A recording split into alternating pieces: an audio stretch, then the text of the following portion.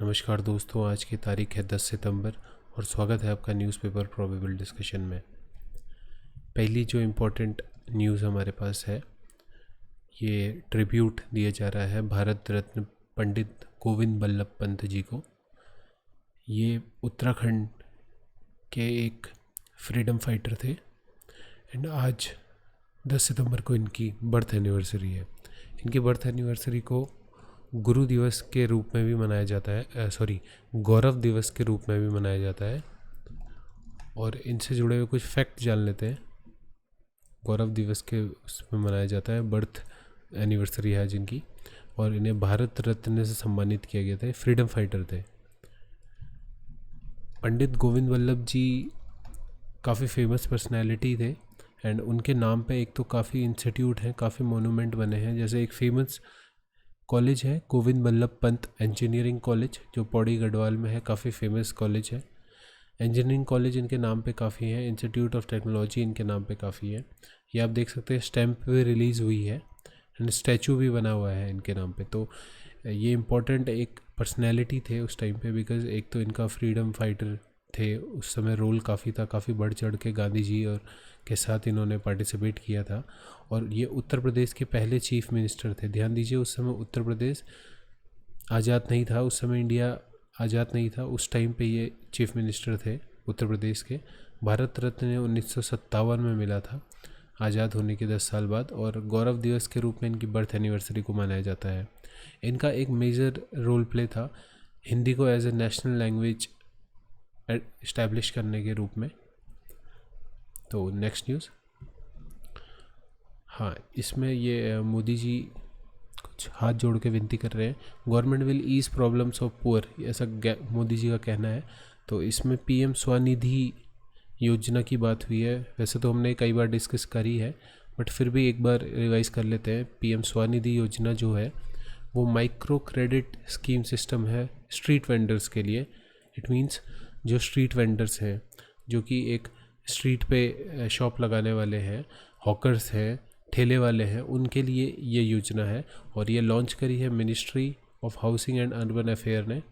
इस योजना के अंतर्गत 10,000 तक का लोन दिया जाएगा स्ट्रीट वेंडर्स को, हॉकर्स को, जो कि उन्हें मंथली इंस्टॉलमेंट में विद इन 1 साल के अंदर वापस करना है, 10 साल का।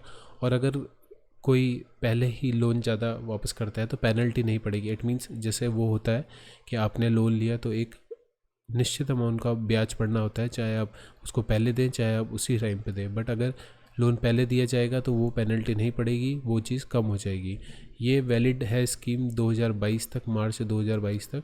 और पहली बार ऐसा हो रहा है कि माइक्रो फाइनेंस इंस्टीट्यूट, जैसे छोटे छोटे इंस्टीट्यूट होते हैं, मुथूट फाइनेंस हो गया, या फिर जो नॉन बैंकिंग फाइनेंशियल कंपनीज होती है, जो बैंकिंग सेक्टर नहीं है बट फिर भी फाइनेंसिंग करती है, जैसे बजाज फिनसर्व हो गया और सेल्फ हेल्प ग्रुप, ये सब इस स्कीम में बढ़ चढ़ के भाग रहे हैं और स्ट्रीट वेंडर्स के लिए पैसा दिया जा रहा है। तो ये स्कीम काफ़ी इंपॉर्टेंट है, बहुत न्यूज़ में है, तो आप ये चीज़ इसे ध्यान रखिएगा। मिनिस्ट्री कौन सी है, बहुत इंपॉर्टेंट है, बस इसको ज़्यादा ध्यान रखिएगा कि ministry of housing and urban affairs. Next news, हाँ, इसमें एक फॉरेस्ट की बात हुई है और फॉरेस्ट कहाँ पे है वो हमें पता होना चाहिए। एलिफेंट घायल हो गया है तो उसे ले जाया जा रहा है। तो कौन से फॉरेस्ट में ये बात हुई है, कौन सा फॉरेस्ट रेंज में ये बात हुई है? अट्टापैडीज़ अगाली फॉरेस्ट रेंज, जो कि केरला में है। तो आप ये चीज़ ध्यान रखिए, अट्टापैडीज़ अगाली फॉरेस्ट रेंज केरला में है। नेक्स्ट न्यूज़, आज के जो न्यूज़ है उसमें कुछ उतना खास नहीं है। एक गवर्नर के बारे में थोड़ा डिटेल में है, तो वो आप ज़रूर पढ़िएगा। गवर्नर के पावर्स क्या होती हैं, गवर्नर की और चीज़ें क्या होती है, तो वो हमने उतना ज़्यादा इंक्लूड नहीं किया, बिकॉज हम काफ़ी टाइम से इंक्लूड करते आ रहे थे, आर्टिकल वगैरह आ जा रहे थे। तो आज थोड़ा वीडियो जल्दी बनी है, इसलिए वो वाली चीज़ स्किप हो गई है। बट वो हम एक स्पेसिफिक वीडियो छोटी सी बनाएंगे जिसमें गवर्नर की पावर ज़रूर डिस्कस होंगी, तो उसको स्किप किया है, बाकी ऑलमोस्ट सारी न्यूज़ कवर है। अलीगढ़ मुस्लिम यूनिवर्सिटी अपनी सेंचुरी 100वीं साल पे टाइम कैप्सूल को बरी करने का सोच रही है। अभी तो हुक करा नहीं है, बट अभी सोच रही है। और ये चीज़ पहले ही आईआईटी कानपुर द्वारा की जा चुकी है ऐसा कुछ।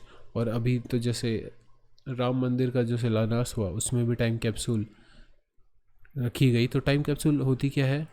टाइम कैप्सूल देखिए एक काइंड ऑफ कैप्सूल है जिसके अंदर उस जो जगह है उसका पूरा इतिहास लिख के बंद करके रखा जाएगा कई सालों के लिए, ताकि कभी भविष्य में जो आगे की पीढ़ियां हैं वो भी उसको निकाल के बाद में पढ़ सके और उनको भी इतिहास की जानकारी हो। ये काइंड ऑफ इतिहास है और उसको संजोने का एक तरीका है जो कि कई साल तक फिर ज़िंदा रहेगा। तो बहुत अच्छा इनिशिएटिव है, ये एक बहुत अच्छी चीज़ है, तो ये होना चाहिए, बिल्कुल होना चाहिए।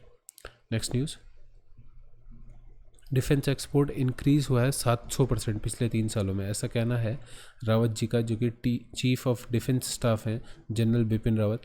तो उनका ये कहना है। देखिए आंकड़े ये कहते हैं, आंकड़े इंपॉर्टेंट हैं, ऐसे में लिखने के काम आएंगे, इसलिए आप ये चीज़ ज़रूर ध्यान रखिए। 700% की ग्रोथ हुई है डिफेंस एक्सपोर्ट में, ना कि इम्पोर्ट में। डिफेंस एक्सपोर्ट में 700% की ग्रोथ हुई है। 2016-2017 के टाइम पे 1500 करोड़ का एक्सपोर्ट किया गया था, जो कि 2018 और 19 में बढ़ के 10,745 करोड़ का एक्सपोर्ट हुआ है। तो ये ऑल टाइम का सबसे ज़्यादा हाई है 18-19 वाला। और ये एक अच्छी बात भी है कि इंडिया एक्सपोर्ट भी अब ज़्यादा कर रहा है।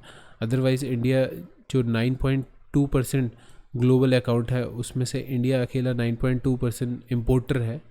तो ये कुछ फैक्ट है जो हमको पता होने चाहिए। एक रिपोर्ट भी पब्लिश की गई, एक पॉलिसी बनाई गई है। पॉलिसी का नेम है defence production and export promotion policy 2020। Policy का नेम एक बार दोबारा सुन लीजिए, defence production and export promotion. तो आप दोनों चीज़ देखिए कि डिफेंस प्रोडक्शन की बात हो रही है, इट मीन्स इंडिगनियस प्रमोशन, प्रोडक्शन की बात हो रही है, इंडिया में ही प्रोडक्शन होगा।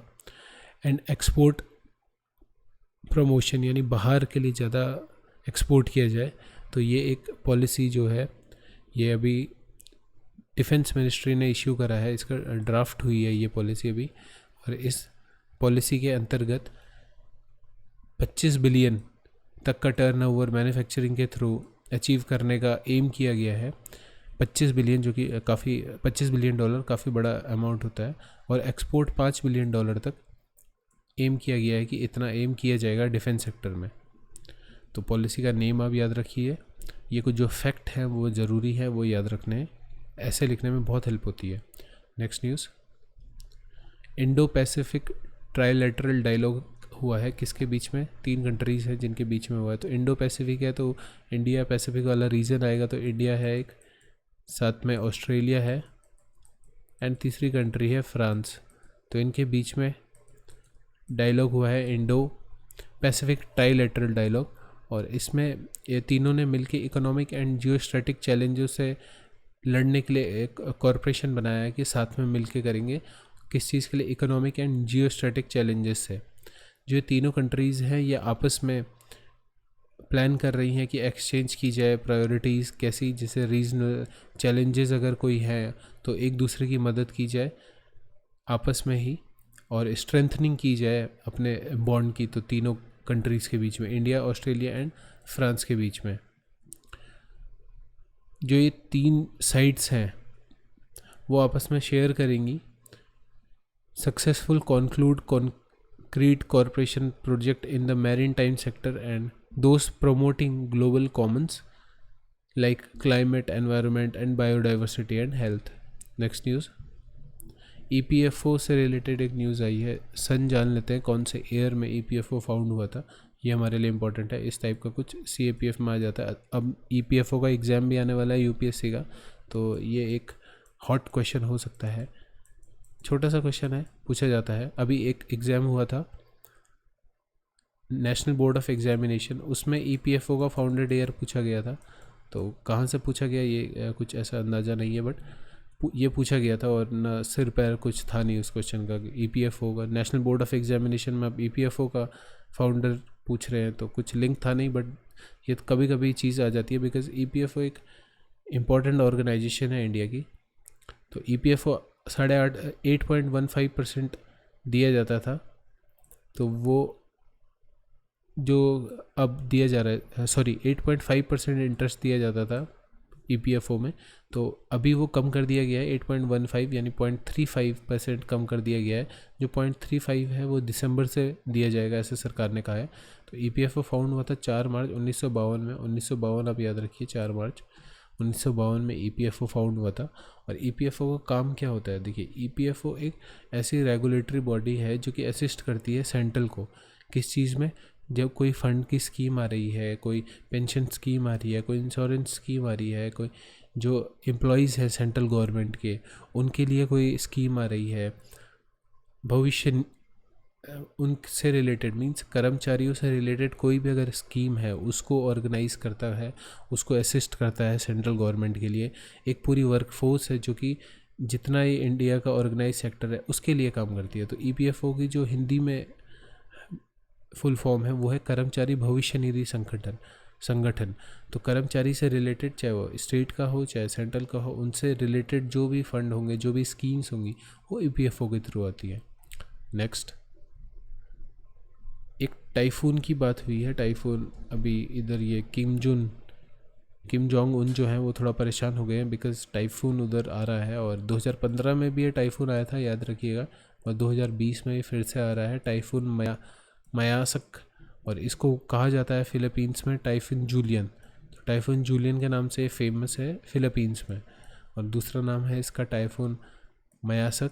तो ये एक काफ़ी पावरफुल ट्रॉपिकल साइक्लोन है जो कि कौन से एरियाज़ में आता है? देखिए, ये रोयोक्यू आइलैंड एंड कोरियन पेनिनसुला, इनके बीच में ये फंस चुका है और ये वहाँ पे बन रहा है अभी। तो इसका लोकेशन देख लेते हैं इस आइलैंड एंड पेनिनसुला की। तो यहाँ पे बीच में कहीं फंस गया। देखिए, ये मैप है, ये रोयोक्यू आइलैंड्स है। अब ये रोयोक्यू आइलैंड का ये ईस्ट चाइना वाला सी है। रोयोक्यू जो आइलैंड है रोयोक्यू, वो जापान के पास में है इस तरफ, एंड ये ईस्ट चाइना सी के इस तरफ है। तो यहाँ पे जो ये वाला एरिया है, ये कौन सा एरिया है? ये है पेनिनसुला कोरिया का, कोरियन पेनिनसुला जो है, ये वाला एरिया है जो सर्कल है। तो इसके बीच में अब ये रहा जापान इधर। तो जापान मीन्स मैं आपको इधर मैप में से दिखा नहीं पा रहा हूँ। ये रहा रोयोक्यू आइलैंड का ग्रुप। तो यानी यहाँ पे कुछ रोयोक्यू आइलैंड का ग्रुप होगा इधर नीचे। और ये रहा कोरियन पेनिनसुला। तो इसके बीच में यहाँ पे ये जो पूरा भंवर है, ये पूरा टाइफून है, ये फंस गया है, ये स्टक हो गया है। तो अब ये जो अफेक्ट करेगा, ये देखिए, ये इधर जापान को भी अफेक्ट करेगा, ये इधर साउथ कोरिया को भी अफेक्ट करेगा, इधर नॉर्थ कोरिया को भी अफेक्ट करेगा। तो ये चीज़ काफ़ी बड़ा एक टाइफून है। आज के डिस्कशन में इतना ही था। आप हमारे डिस्कशन की पीडीएफ हमारे टेलीग्राम चैनल से डाउनलोड कर सकते हैं। अगले डिस्कशन में मिलते हैं आपसे। तब तक के लिए ध्यान रखिएगा। Take care. God bless you. जय हिंद, जय भारत।